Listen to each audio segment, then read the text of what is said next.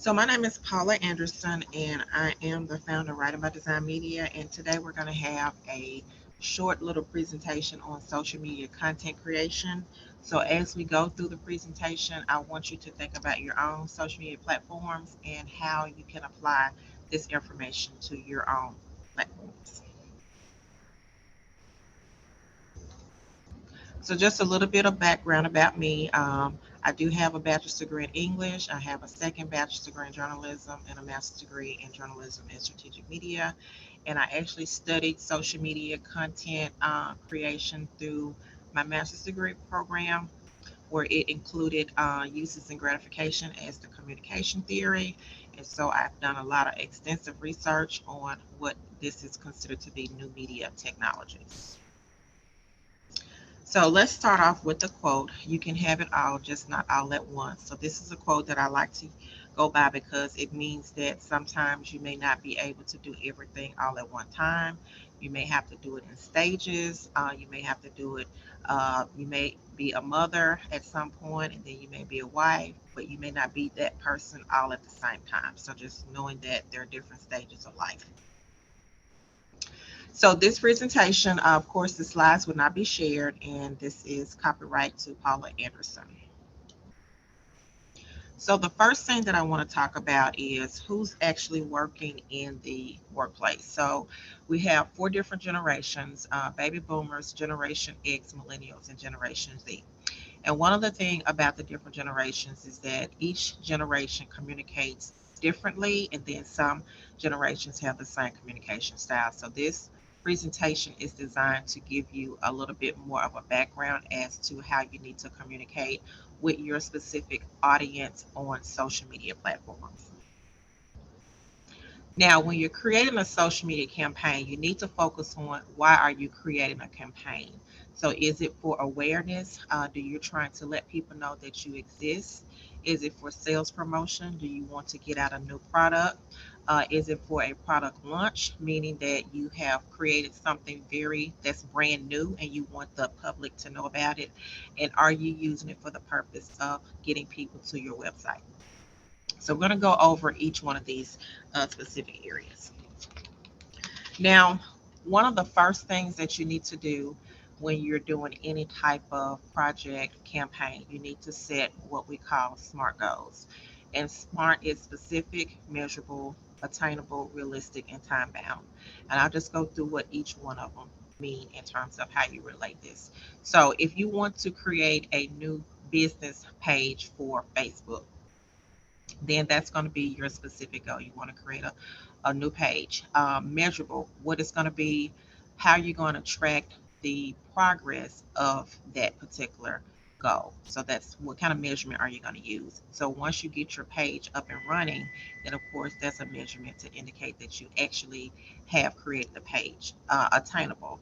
Do you have the resources that are needed in order for you to create the page? Meaning that once you create the page, are you going to be able to manage the page, or are you going to have someone that's a little bit more savvy in social media to actually manage the page for you? And then realistic. So what is going to be the time frame, as well as what kind of goals are you trying to achieve? So one thing that I'll say about social media, and this is based off of my own personal experience, the pages that I have managed, I can always tell the reach, but I can't really tell whether or not I'm generating revenue, because unless the person comes back to your website or to some other channel, then you can't really track whether or not you're generating revenue. And then time bound or time based. So how long are you going to give yourself to get this page up and running? And then what are you going to do when you get ready to launch it? So, Facebook, of course, is the platform that most individuals are comfortable with. So, baby boomers and Generation X, so they're on this platform more so than the other two generations that we're going to talk about. Also, business to business. So, if you have a business page, then you can use that as a way to actually let other individuals know what your products and services are. And we'll talk a little about what kind of content you need to post. Business to consumer. So this is a channel to let your customers know exactly what services you provide, but also it's a way for you to get them to engage with you on social media and then come back to your primary communication channel, which is going to be your website. So you cannot just think that they're going to do a transaction on Facebook. You have to lead them back to some other place where you can actually turn that lead into an actual business transaction. And then business to government. So of course, a lot of different uh, federal agencies that have Facebook pages, and it's for the purpose of letting people know what services or what new pieces of legislation may be coming up and just what kind of resources that they offer. So again, they are trying to increase awareness about the services that they provide for that particular target audience. So LinkedIn is, of course, a professional networking site. A lot of people have been using it inappropriately, in my opinion, because it's not Facebook. So when you see a lot of personal pictures that's posted on LinkedIn, that's kind of getting away from what the purpose of LinkedIn is for. So you really want to focus on content marketing with LinkedIn. So millennials, Generation Xers. So these are the two groups that are probably on LinkedIn the most because millennials are within that work stage. So they're like between in their maybe 30 to 40 range. So that would be considered a millennial. So they're working. So they're on LinkedIn. Generation Xers, of course, they are on LinkedIn as well because they may be business owners. So they've kind of elevated in their careers. And so they use LinkedIn as a way to connect and to probably attract other individuals that share similar goals with them.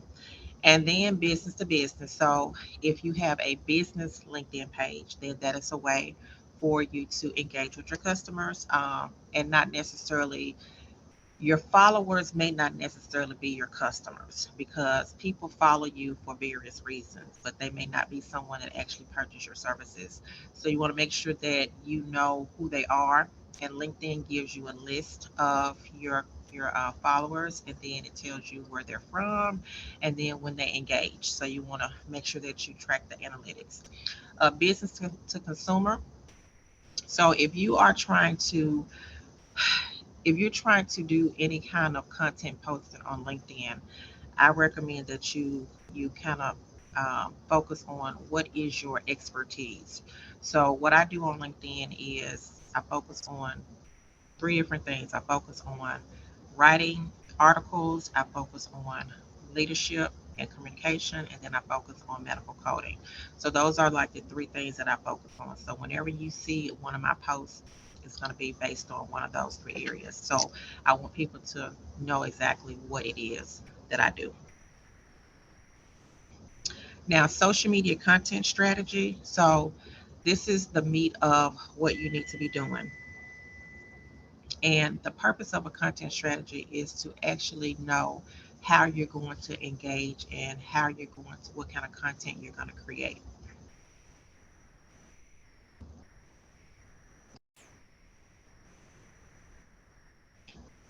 So thinking about your social media content strategy. So I've listed four platforms, but I want to focus only on Facebook for this particular slide because what Facebook is designed to do, because of the way that you can actually post content, you want to create a strategy that's going to be educational, going to be informational, or it's going to be a promotion in terms of you're trying to get the message out, but you're getting your message out as relates to storytelling. So you're not selling directly on the platforms. You're actually trying to let people know what you do. And again, you want to drive them back to a specific location, and that would be your primary communication channel, which will be your website.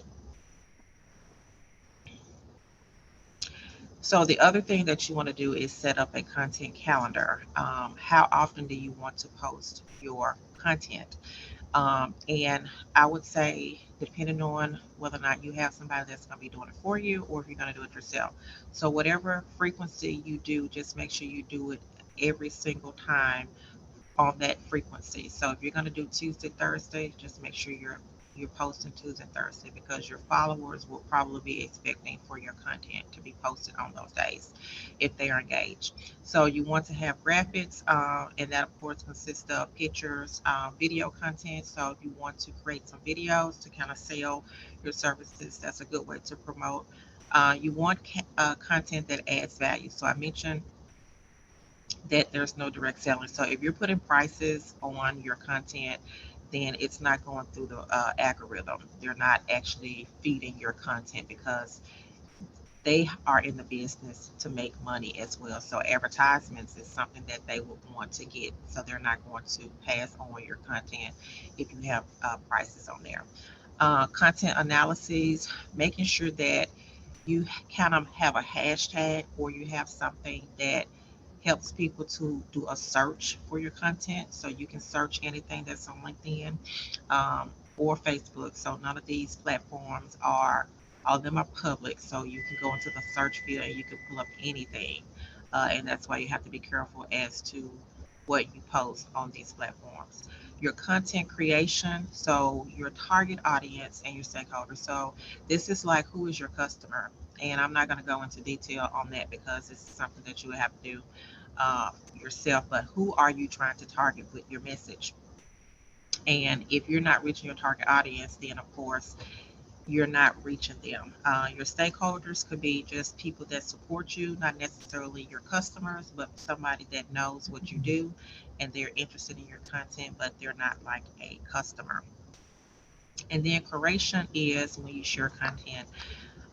So sharing content means that you put something on your LinkedIn page or your Facebook page, and then somebody shares it. So the reach is going to be greater when you share it, as opposed to somebody taking the image and then reposting it. So it's better to share it or repost from your page or that particular page. And then authoritative content. So making sure that you are an expert at what you're talking about. And if you're not an expert, then you want to make sure that you use sources for your content. And again, I will say that when you're doing LinkedIn, or Facebook, Facebook is not as professional, of course, as LinkedIn, but LinkedIn is a way for people to really know what you do. And one of the things that LinkedIn will do is that they will actually, they use your content to see what your interests are. So they're going to put your information, connect you directly with other LinkedIn profiles where your goals align. And so that's one of the good things that I like about LinkedIn, is that they look at your data and they feed you information, and then they send your information to people that's going to be interested in it. So with Facebook, when you're posting content for Facebook, you want to limit it to 50 to 100 words. I know that sometimes people think that Facebook is a great way to get out long messages, but the reality is that people don't read all of that. So you want to limit it to 50 to 100 words. You want to have some kind of graphic, so that it will be eye-catching and engaging. And then you want to have a call to action. What do you want them to do? Do you want them to go to your website? You want them to sign up for an event? You want them to subscribe to your newsletter? So what is it that you want them to do once they get on your page? And if you don't have a call to action, then of course they don't know what to do after they leave Facebook. And then monitor engagement. So you could have 11,000 followers on your Facebook page, but how do you actually know that that person actually saw your content? You will not know unless somebody engages, and that's with a like, a share, or a comment, because there's no way to really monitor whose eyeballs is actually looking at your content. But the pages that I follow, Facebook as well as LinkedIn, when I see something that I like, then of course I will like it or I will share it. So that's how I engage with people that I am following on my Facebook or LinkedIn. So LinkedIn, of course, like I said, is going to be a source of information and value.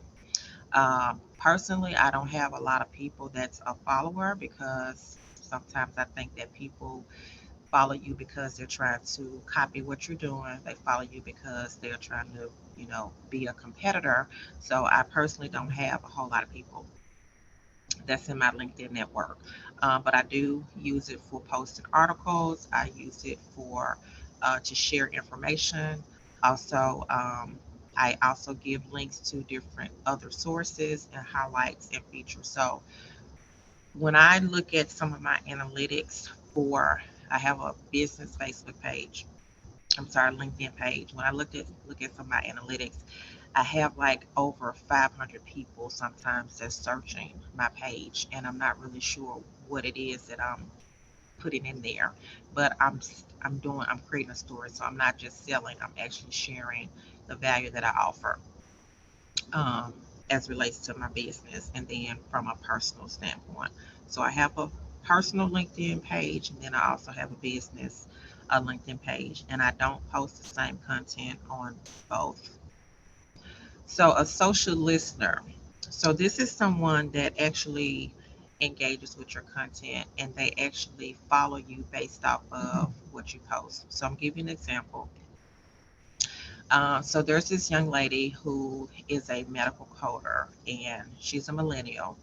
And so when she first started following me, um, when she would like my post, or if she would comment on it, then of course what that does is that puts my information in her feed. So she had like over, I think over 3,000 followers on LinkedIn. So not only was she engaging with my content, but the people who was following her would get that in their feed as well. So a social listener is somebody that's actually using social media for the purpose of listening. They're engaging, they have polls, and they use metrics. So when people connect with you on LinkedIn and they come in, then that's considered to be interaction, and they are social listeners. So they're actually engaging with the content that they see. So this is a report that was done in 2020 by the Social Media Examiner, and it gives kind of like how social media is supposed to be used. Now, from my own personal experience, I think that social media does what it does most is it gives you exposure. It increases awareness. It lets people know that you exist. You have to create content that's going to be engaging, but you also have to figure out, okay, is this content what my followers want to see? So you may have to actually do like some research to figure out what it is that they want to see. And you can do a poll on most of these platforms. Leads. So I don't really think it generates leads. It generates awareness. Now, unless you're able to, if somebody like makes a comment, or if they engages with your content, then you could probably like ask them to follow your page, and then eventually they may become a customer. But I don't think that really it works out that way. So that's just my own personal experience. And then loyal fans. So if you're posting content and people are not engaging with your content, then sometimes that could mean that they don't see it, and then they're not interested. So you have to still figure out what is the best way for you to actually use your social media platforms for the purpose of generating business. Now, I use it primarily for advertising. So if I want people to know what I'm doing, then I post it on my Facebook page or my LinkedIn page, but I don't really use it as a way to generate revenue. So that concludes the presentation portion of this social media content creation presentation. What I will say is that if you need assistance with managing your Facebook, your LinkedIn pages, then of course you want to get someone that has a background in storytelling, also someone that is familiar with AP style writing, because when you're writing for social media platforms, it's still a form of journalism. So you want to make sure that individuals have that background in communication to manage your Facebook or LinkedIn page.